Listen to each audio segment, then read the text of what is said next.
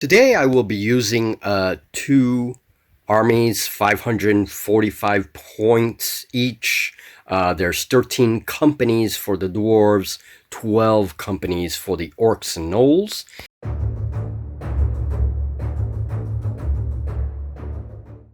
Here are the dwarven characters, the Staten Mountain dwarves.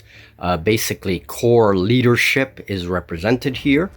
If any of the three of these characters are lost, the dwarves lose the battle. They scatter their army. Or if the army is down to less than 50% of its original start, then they lose. So here we have a captain, dwarven captain. We have another dwarven captain. Now captains have a leadership radius of 2 base widths.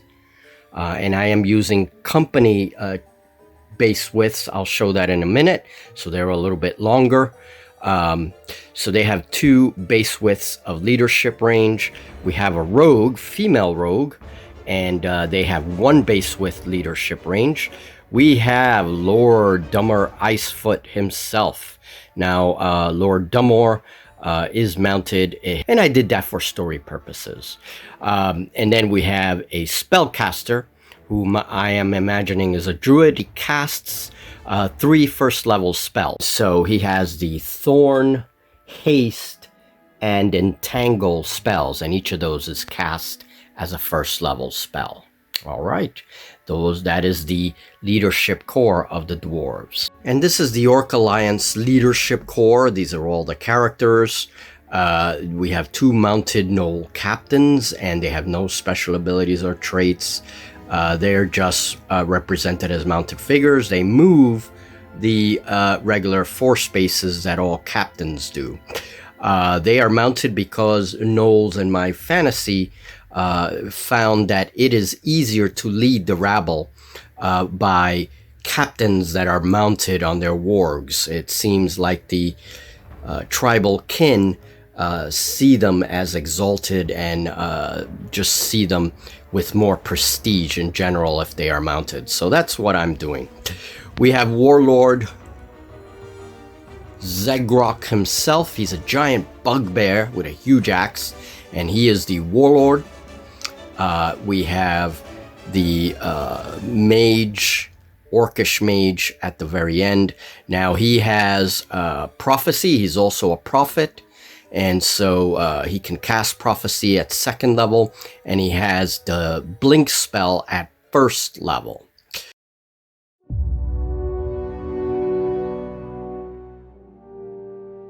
So it is the morning of battle, and the mist has just burned away, so both armies have deployed on the battlefield.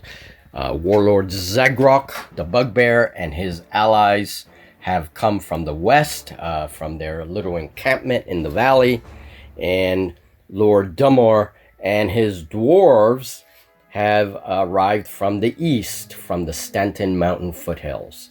So what I thought I'd do is just show you how the characters are related to each of the companies and groups that they lead, instead of just introducing every single model and taking up time. So now that all deployment is done, the first thing we have to do is determine mishaps. Not everything goes smoothly in battle, so we are going to do mishaps for each of the armies. This group here gets 1 roll. Both of these companies are together, so they get 1 roll on the mishap table. Same here. Anything that's grouped together will get 1 dice roll, and then individual companies will get 1 dice roll, including the unattached characters. And that will determine the mishaps.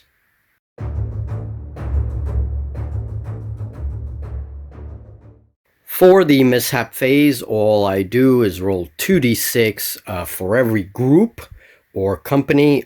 Each group gets 1 roll, and then companies get 1 roll individually, including characters that may be unattached. Now, companies that are reliable get a +1 bonus to that roll, and companies that are unreliable get a -1. So I rolled very well for the dwarves. No mishaps on this side. And then we get to the sword and shield group, and again, nothing. Even the minotaurs passed without mishap. They are reliable, surprisingly enough. But Lord Dumor, Icefoot, actually is late to the battle. So we're going to have to roll a d3 and push him back d3. That is very unfortunate. Very unfortunate. And so he gets pushed back one base width. That's really unfortunate. I think he's still in good command range. So we'll see. Next, everybody else here is fine, except we see that our organ gun crew is actually diseased, so they're going to lose one resolve. And even the owl bears did very well. So we had a couple of mishaps this morning for the dwarves. Let's do one together for the orcs and gnolls. So this gnoll group is unreliable, so they get -1 to the mishap roll. However, there is a captain attached, and whenever there's a character attached, you get a +1, which cancels the -1. So it'll be a straight 2 dice roll. They are late to the battlefield. Maybe they had a long breakfast this morning, and so roll a d3. I rolled a 2, so we're going to have to push them back as best we can to the hill there. That basically just pushed the entire formation back.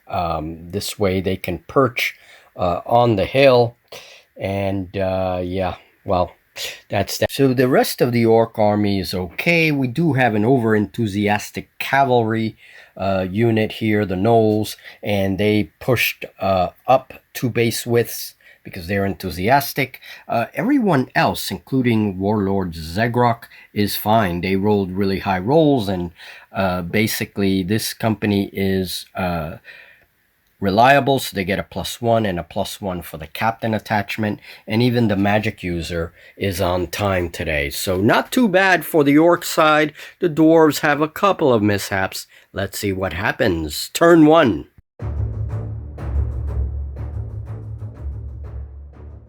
So the first thing we check for in the shooting phase is all the ranges for our weapons. However, if we have artillery on the board, artillery always goes first before any other ranged weapons. So we see we have here our diseased friends, the organ gun artillery. We check a line of sight. It can fire over all of these units and even the low terrain because they're on a hill. And I just took a corner. You want to sight from a corner, from the corners of the base over to the closest corner of the target. Also, units will choose the closest targets to fire on. Here, the artillery has 10 base widths and well in range of this cavalry unit. And I am using a base width is these 2 portions of the tray joined together to form a company. So it's the company base width that I'm using for all measurements. So they are in range, and the dwarven artillery can fire. So to determine the attack dice of an artillery piece, we look at its stat. We see that to shoot, there is a dash and followed by a slash and then a 2. The 2 means 2 attack dice, and that's usually associated with range for ranged weapons. The range gives you the number of attack dice. So we're using 2 attack dice for the artillery. However, they are shooting mounted individuals, so they get another dice for that. So that is 3 dice. And normally, to identify the target number, you would use the target's defense, which in their case is a 4. However, artillery uses heavy missiles, and heavy missiles, this trait means that it will be using a 4+ no matter what the target defense is. So the target number will be a 4+. So the dwarves roll, and we see 2 hits here. And we're going to mark that on the cavalry riders and see the effect afterwards. There's no more shooting for the dwarves. These crossbowmen shoot 5 base widths. They're nowhere near anything that they can shoot. So we go on to the orcs. Unfortunately, the goblin artillery is bogged down over here. It cannot fire until this traffic jam is alleviated, and we have no other ranged units for them to fire on. The archers are well out of range.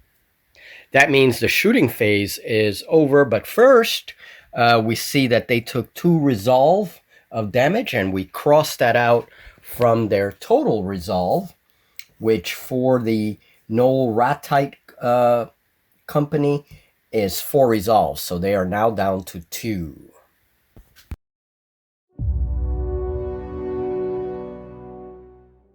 Entering the activation phase, all of the character gems plus our impetuous gem are put in the bags. 6 gems per army.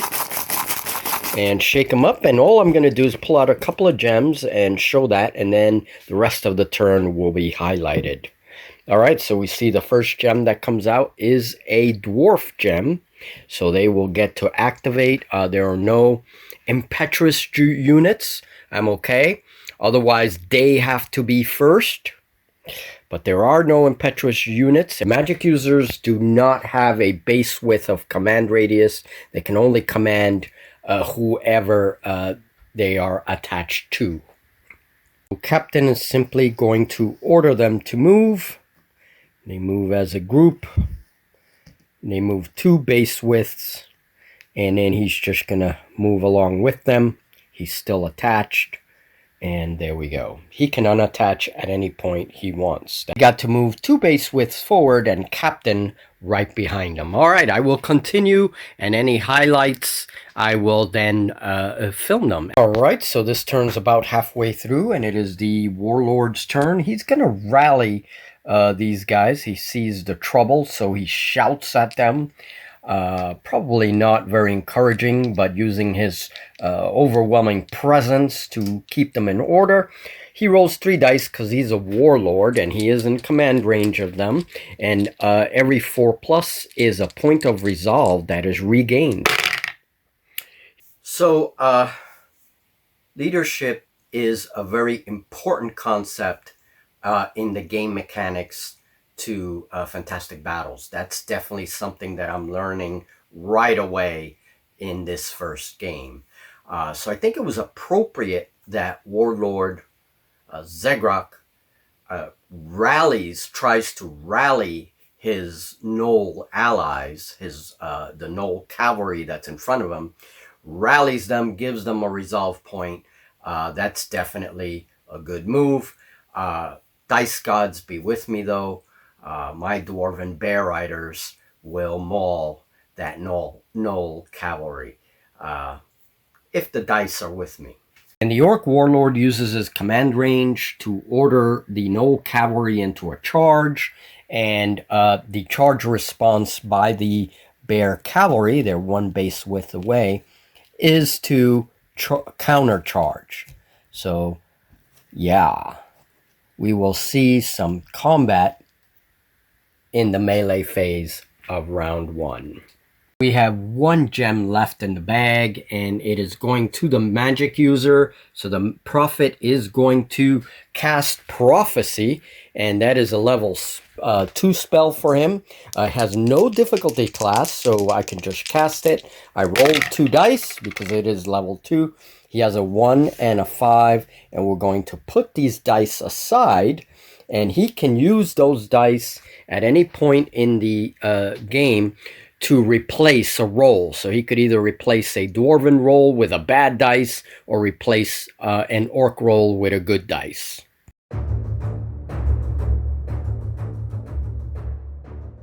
Before we proceed to the melee phase, let's check the position of the units for the Dwarf army. We see the Axers have moved here with their captain. The Rogue has pushed forward and may or may not join one of these units. You can have more than 1 character per unit. That is a cool thing. We have a captain here who pushed the swordsmen forward with their shields onto the road. We have the Minotaurs were following the orders of this captain, and so they got to move forward. And then we have Warlord Dummor, who then rushed over to this side to the front lines, and that, with his influence, was able to get the bear riders into their position, and also the crossbowmen. He also used his influence on the artillery. Now, they are just within his command range. I mean, just within his command range. So they won't be impetuous next turn. And the owlbears are moving under the guidance of their druid. So that's that for the dwarves. Here are the orc positions. The gnoll captains are doing very well about moving this bottleneck and clearing this traffic jam, so it should be good. The harpies flew all the way here with the influence of the gnoll captain, and they are going to be impetuous next turn, by the way. Let me see. Oh, no, not really. No, because we are using the influence of this captain, and when he's attached, that influence then goes to the company. We measure from the company, not from the captain himself. So, yeah, they won't be impetuous. And then we have the falchion warriors, the group here of orcs moving out of the road, and characters do not block movement. Companies can move right through them. And then the magic user stayed put because he did prophecy. That's all he could do. And then here we have a charge. All right, let's solve the charge as the armies are inching towards the middle of the battlefield. So to calculate dice, hopefully I did this right, but I think I did. The Ratites have a base number, a base melee of 4 dice. They charged, so they get +1. They also are mounted, so they get +1 melee for a total of 6 dice. However, the bear riders have a base of 4 melee. They get 3 dice because they have furious charge. They get +1 because of the charge. It is considered a charge. And +1 because they are mounted for a total of 9 dice. So this is simultaneous. Melee and shooting are both simultaneous. We'll roll the Ratites first since they were the attackers. Now the dwarves have a defense of 5, so they need 5s. Okay, and they did a few hits here. Let us separate the hits. It'll be quick. We can resolve it right away. And now the dwarves need to get 4s because the Ratite defense is 4. Okay, quite a few numbers here. Okay, so let's get all these hits together and we'll see what happens. So the Ratites did 3 hits to the dwarves, but the Ratites themselves took 5 hits. So -3 resolve for the dwarves. That leaves them, they have 2 resolve left. Now the Ratites have 4 resolve. So guess what? These guys are gone before the warlord can even rally them. And the orc prophet has foretold that fate would not intervene in this battle just yet. And the Ratite riders flee in the face of the fierce claws of the bears and the bear riders. So now that they've fled, we have to check what's around them. Anything within 2 base widths gets resolve damage. And we see that they're pretty far from everybody. There's nobody in 2 base width range of their friendlies that would suffer any more resolve. So resolve is a cascading effect. As units scatter, they will trigger chains of resolve loss among close units.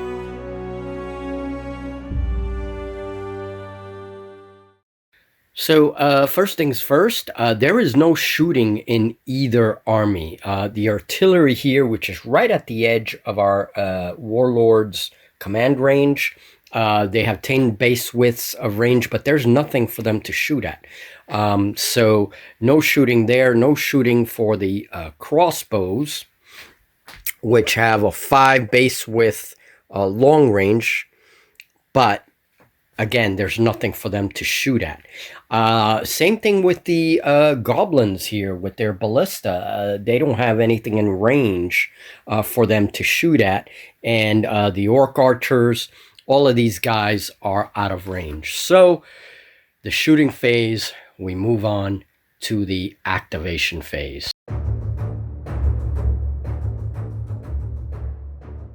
Pull out a gem and we see it's a green gem. And now I think what's going to happen is the captains here have been doing a very good job of unboggling this traffic jam here. So the gnolls have been ordered forward right behind the harpies, and now we pull another gem from the bag.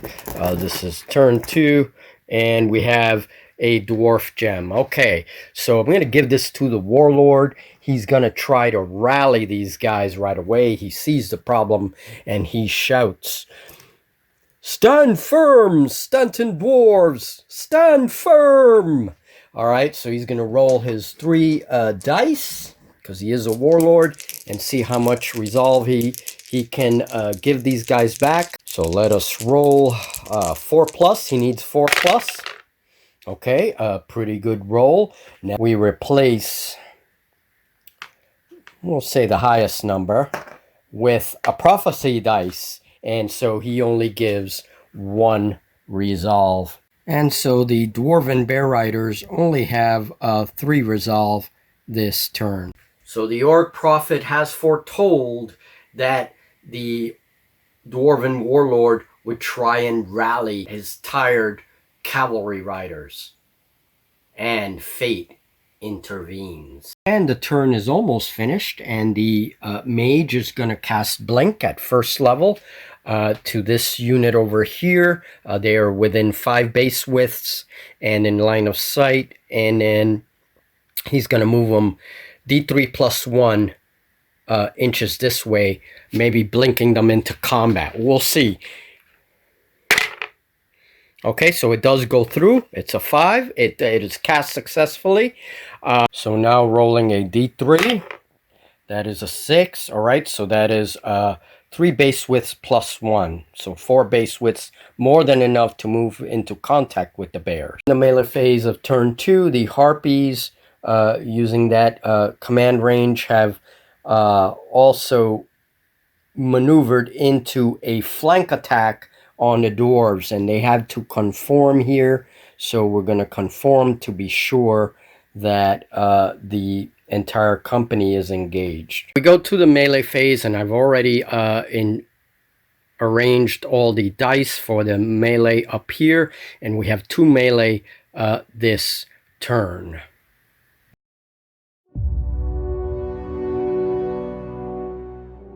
Okay, let us resolve this attack first.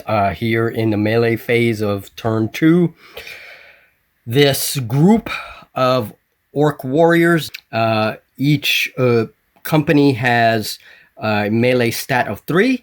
So this company here is fully engaged with the bear riders, so they get their 3 dice. However, this company is supporting, and so it adds only 1 die to support. In addition, they have Furious Charge, so the first company gets a 3 dice.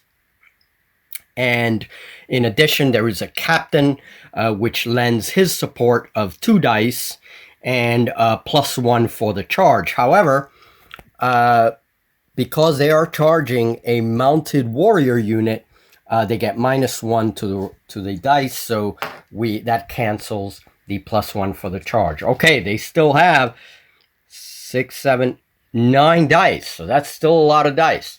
Now for the Dwarven Cavalry, they have a 4 base melee, 3 for Furious Charge. They are counter-charging, so it counts as a charge. and +1 for the charge, and +1 because they are mounted. So very close in terms of number of dice for both of these. All right, I'm going to resolve this first. Now the orcs need a 5+ to hit the dwarves. The dwarves need a 6 because they have shield wall. That is their trait, one of their traits. All right, so let's see, what do the orcs do? Oh, a number. Oh, so they need 5s. The dwarves counterattack, and they need 6s.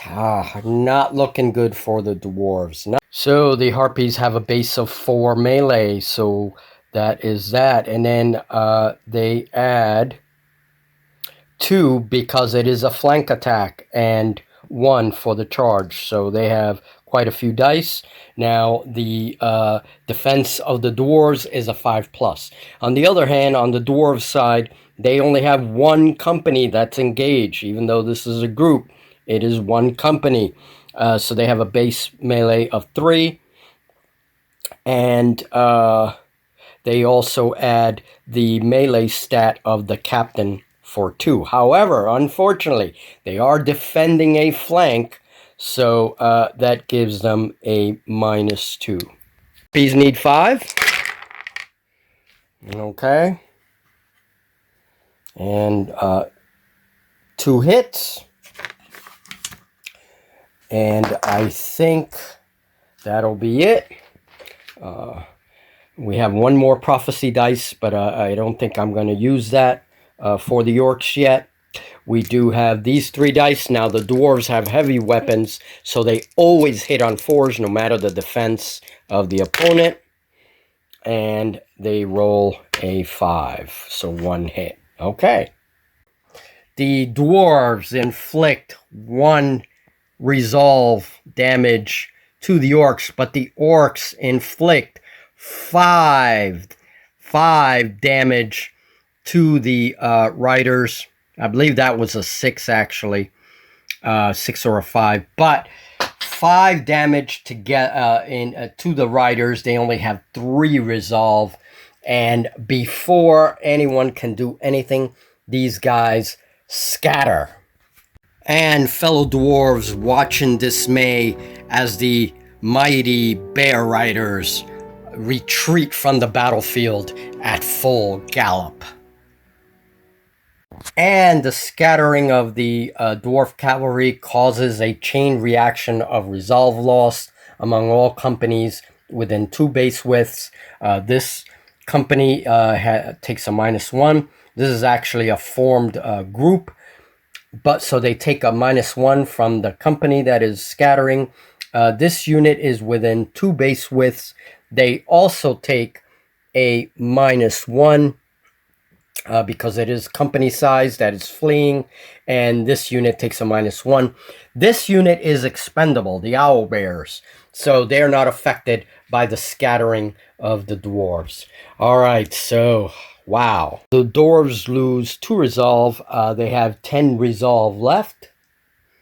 I'm sorry, that's 9 resolve left because they had an 11. So we will correct that and put it as 9.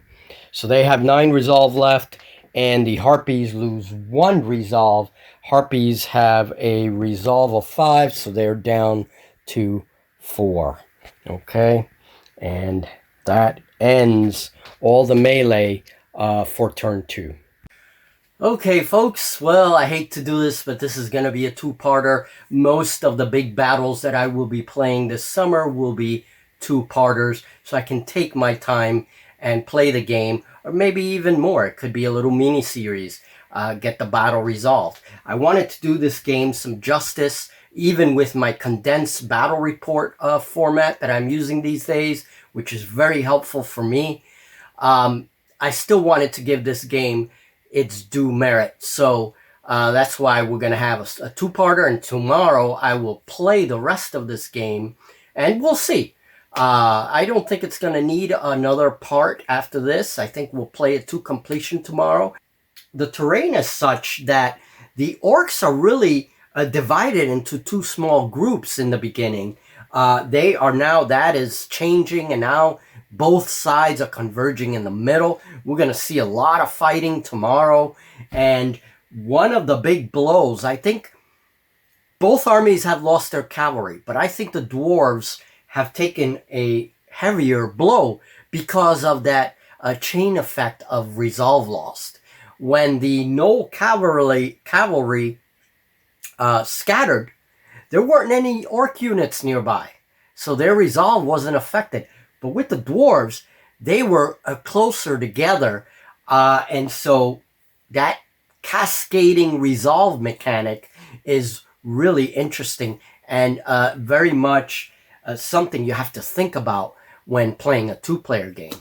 All in all, I really enjoyed it, and we'll see what happens tomorrow. Can the dwarves come back from this? I think they will. They're pretty strong. They're very strong, but they're also now taking some pressure on the left flank as these gnolls begin to move into the field as well. And then we have the orc archers. So plenty of things can happen. Only the dice can tell what's going to happen next. And yeah, so the dice roll will, in fact, give us the fate of an entire army. All right, folks. Well, I'll see you tomorrow. Hopefully tomorrow, if not the day after, as soon as I can edit part 2 of this game. And yeah, enjoy your day and come join me to see what happens with these two armies. Hey, so what's going on in here? I'm winning. But aren't you playing yourself? Oh yeah, good point.